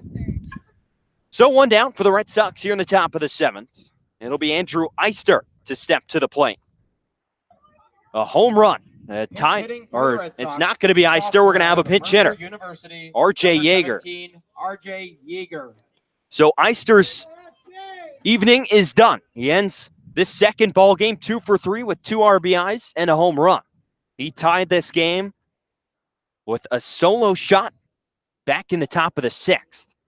So it'll be Yeager will come to the plate. So he gets his first action here today. Hoffman fires a first pitch curveball in there for a strike. It's 0-1 on Yeager. Yeager out of Mercer University awaits Bell 1. It bounces in there, gets away from Claunch. And the count will even up at a ball and a strike. Just a 1-11 hitter, 1 for 9 so far in the summer. Claunch had to go get that one. A catcher out of Oregon State. Another well-known Oregon State catcher who's been here as Yeager pops this one foul out of play behind home plate. And the count will go to 1-2. This year's number 1 overall pick, Adley Rutschman, was here 2 summers ago in Falmouth. Not much success for Adley. Hit just 164 with 1 double, no home runs, and just 4 runs batted in. 1-1. This is high, and the count will go. Actually, that was a 1-2 pitch, and the count will now even at 2 balls and 2 strikes. That 2017 Falmouth team had 4 first-round picks as the 2-2 is chopped foul. Besides Adley on that team, his teammate Trevor Larnach, who went in the first round a year prior in the 2018 draft, was there. Alec Boehm, who went number 3 overall in 2018, was there as well. 2-2. Brushes Yeager back. He turns away from it. And the count will go full 3 balls and 2 strikes. And also Logan Davidson, Clemson shortstop, who went in the first round in this year's draft in 2019. Here's the 3-2. Swing and a miss, strike 3. Yeager set down on strikes. Strikeout number 1 for Logan Hoffman this evening, and there's 2 down, and Tate Samuelson will come to the plate here with 2 outs in the 7th. And a story about Adley here in Falmouth, though not much success for him. The switch hitter has some prodigious power, as we've seen at Oregon State these past 3 years, as the first pitch blown past Tate Samuelson number 35, on a swing and a miss. For a strike, it's 0-1. But there's a set of goalposts out beyond the right field fence. It's the 0-1. Buzzes the inside corner. It's quickly 0-2 on Samuelson. But in batting practice, Adley hit one off of those goalposts, a decent away beyond that right field wall. Good 400-plus feet away. 0-2, swing and a miss, strike 3. 3 pitches, and Samuelson set down on strikes here in the 7th, and the Red Sox go down in order. They'll head to the bottom of the 7th. Here from Gov Fuller Field, it's 8-4, YD over Falmouth here on the Cape Cod Baseball League Network.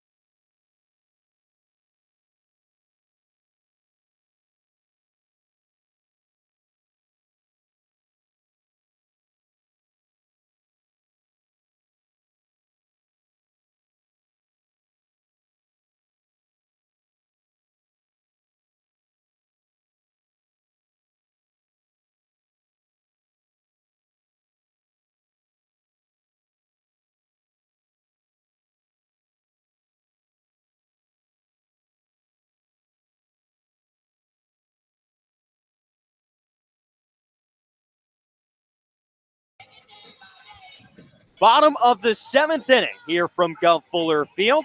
8-4, YD leads over Falmouth here on the Cape Cod Baseball League Network. DJ Mathewson and Andre Sims here with you as YD 3 outs away from securing its 5th win on the season. It'll be Barron Radcliffe, Troy Claunch, and Austin Maisel penciled to come to the plate, the bottom third of the Falmouth order here in the 7th inning. First pitch from Chase Smith, still on the bump for YD. Pitt Panther gets Radcliffe to swing over the top of that one for strike 1. It's 0-1. Smith came in relief of Carlos Lamelli in the 5th inning and has been in ever since. As the next pitch is in the strike zone for strike, it's 0-2. Red Sox drop game 1 9-6. Are 3 outs away from splitting here with Falmouth as the 0-2 misses off the plate. And the count will go to a ball and 2 strikes. But after a game against Chatham where that Anglers pitching staff yet again shut down the Red Sox offense, we've seen a much more normal YD offense here in Falmouth. 1-2 misses down low. And the count's even at 2 balls and 2 strikes. Against the Anglers, this Red Sox team has only averaged 2.5 runs in their 2 games they've played against Chatham. 2-2. On the outside corner, strike 3 called. Radcliffe retired to begin this 7th inning. The second strikeout for Chase Smith out of the bullpen. And that'll bring up the catcher, Troy Claunch, here with an out in the 7th inning. Due to the doubleheader factor, we're only playing 7 innings in each of the 2 games here today as we sit here in the bottom of the 7th. Chase Smith fires the first pitch to Claunch. He swings, lifts it high and deep down the right field line, but it drifts foul and scoots into the bleachers down that right field side. It's 0-1.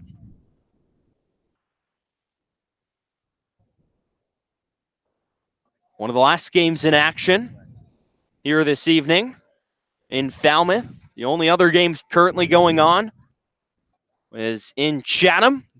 Born up 2-0 over the Anglers. Chatham took game 1 of that doubleheader. Chase Smith fires home the 0-1.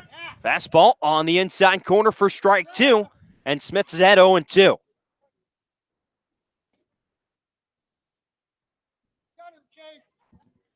Chase working at a quick pace. He kicks 0-2. Swing. Claunch just gets a piece of it as he fouls it straight back. And the count will stay. No balls and 2 strikes. Out of Marietta, Georgia. Entered this game a 4.5 ERA in 2 appearances. Just 2 innings thrown so far. 0-2. Off speed, misses away. For a ball, it's now 1 ball and 2 strikes. As Smith has now thrown 2 full innings here today, matching his season total, or doubling it there, perhaps. He sets at the belt. 1-2. Swing and a chopper towards Samuelson at first. He'll take it himself, step on the pillow, and that's out number 2. A weak ground ball off the bat of Troy Claunch has the Commodores down to their last out.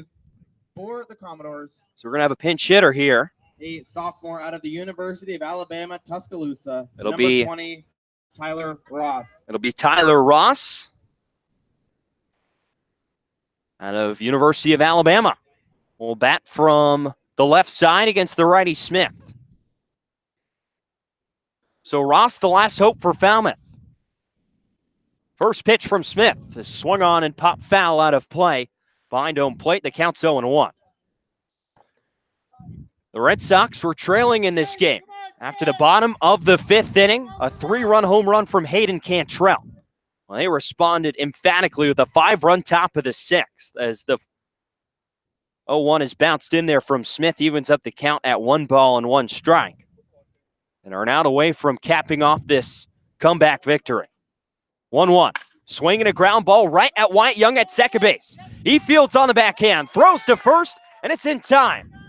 The Red Sox take game 2 here in Falmouth by the score of 8-4. Chase Smith comes in out of the bullpen after Lamelli serves up the lead and shuts down the Commodores. And an emphatic 5-run 6th inning has put this game away, and the Red Sox capture their 5th win of the season. So we're going to step aside real quick, and we'll wrap everything up on the other side of this break from Gulf Fuller Field here in Falmouth.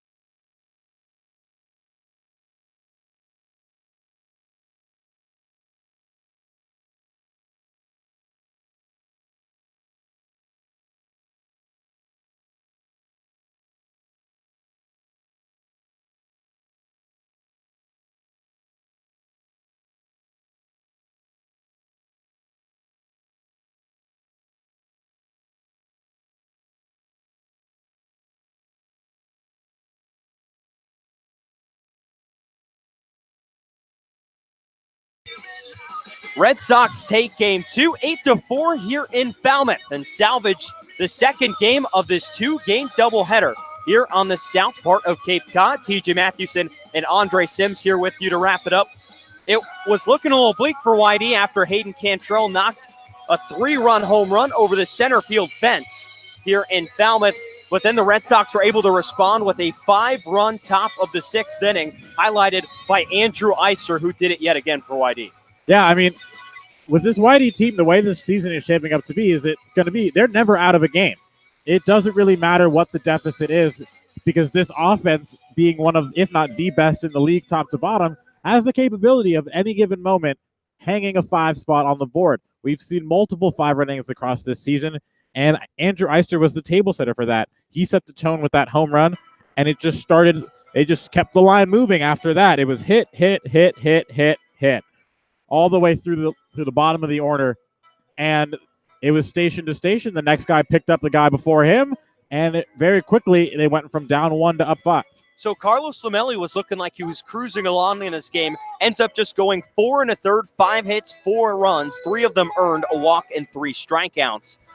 Then serves up the 3-run home run to Cantrell. As mentioned, he was looking great until that home run, and all of a sudden, the Red Sox are in a 4-3 deficit. And then Chase Smith comes into the bullpen, really shuts it down. 2 2/3 innings. Did not allow a single hit, no runs, no walks, and 2 strikeouts. Caleb Worcester probably doesn't want to see the Red Sox again in a third of an inning. He gets the loss here today. 4 hits, 4 runs. They were all earned. Didn't walk or strike anyone out. He's now allowed 5 runs to Whitey Bats in just an inning and a third this season. And Andre, it was really good to see this Whitey offense come back after struggling yet again against Chatham, who they've really struggled to figure out yet this season. Yeah, Chatham appears to have this lineup's number. I mean, that is a top-tier pitching staff already establishing itself as the best on Cape Cod, but it's very rare that you can shut this offense down for an extended period of time. They're able to really get it going at any given time. And so for them, they have to have the confidence going forward that, like I said, they're not out of any game. They can really turn it on whenever they feel like it. And then what really is impressive to me is just the depth that this team is starting to show as more and more of the players, the top-tier talent is arriving here on Cape Cod. The fact that at any given point, they can pinch hit a guy like Andrew Eiser. They can pinch hit Noah Campbell off the bench. These are high-quality bats that really should be in the starting lineup every single day, but because of the depth and offensive talent that this team has, they're able to bring these guys off the bench in key situations. And furthermore from that, not only do they bring them off the bench, but they contribute off the bench. We look at a guy like Riley Tirada today, coming off the bench cold and getting an RBI double here. They're in a tough spot. He only hits doubles. So he only hits doubles. Doubles machine, Riley Tirada. But it's guys like that to where if they're coming off the bench at any given point in time, you can count on them to produce. Scott Pickler can count on them to put up a quality at-bat, see some pitches, and ultimately come through for his team. So the Red Sox able to salvage the final game of this 2-game doubleheader here in Falmouth on the second Sunday of the Cape League season. One last time, the Red Sox, 8 runs on 9 hits and an error. The Commodores, 4 runs on 5 hits and 3 errors. We'll see you tomorrow night in Bourne for a makeup game between the Braves and the Red Sox. First pitch scheduled for 6 o'clock. For Andre Sims, I'm TJ Mathewson saying so long and good night from Falmouth, Massachusetts.